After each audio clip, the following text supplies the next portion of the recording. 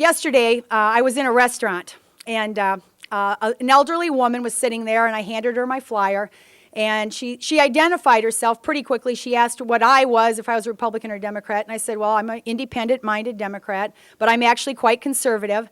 And she immediately said, well, I'm a Democrat. I'm a lifelong Democrat, but I can't vote for you because you want to let illegal aliens into the country to steal my Social Security.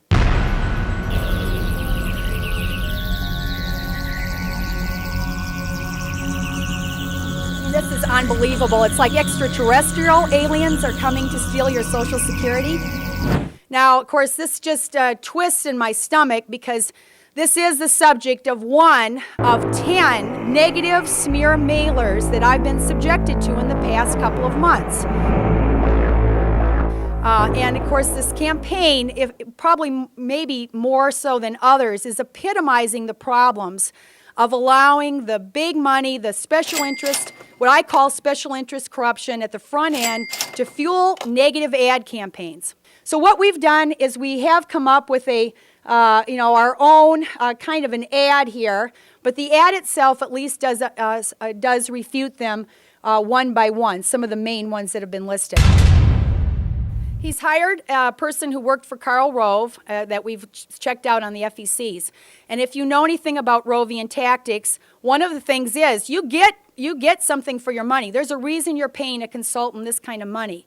Because it is hard to find an outright, now many times it's implied, things are implied that are not exactly stated. Well, of course, the front page in the incoming implies that I would want to legalize. At the very least, it implies. You know, if you really go through it with a fine-tooth comb, you're going to find a lot more by implication, false implication, half-truths, and distortions than you're going to be able to actually put your finger on as an outright lie. I use the term lies there because, to be honest, half-truths and sugarcoating and this kind of implications really are wrong. False allegations, for instance, are just as false, and that's why I use the stronger term. Should the draft be brought back? Well, Coleen Rowley thinks so. That is not exactly what I said. I did not ever say I support reinstituting the draft. What I said, and have written actually as well, and trying to refute this in letters to the editor, is that we're at a very terrible crossroads in the Iraq occupation that if we are unable, and of course I want to point this out because John Kline does not want to end the Iraq occupation. Okay, I'm trying to point that out because if we don't end the Iraq occupation, there is a serious problem of our military being weakened now and not being able to recruit volunteers to serve in the military. And I tried in a variety, to point out the fact that we've raised the age from 35 to 40 to 42, offering $40,000 bonuses, ad campaigns, and yet, of course, our all-volunteer military is forced to serve 3, 4 deployments, stop-loss orders, and of course many now commanders arguing for greater troops and nowhere to get them. Mr. Kline has, again, if we could debate this, that'd be great, because if he has an answer, that would be fantastic. We would have a way of informing people. But instead, we get this, which is just distorting my position.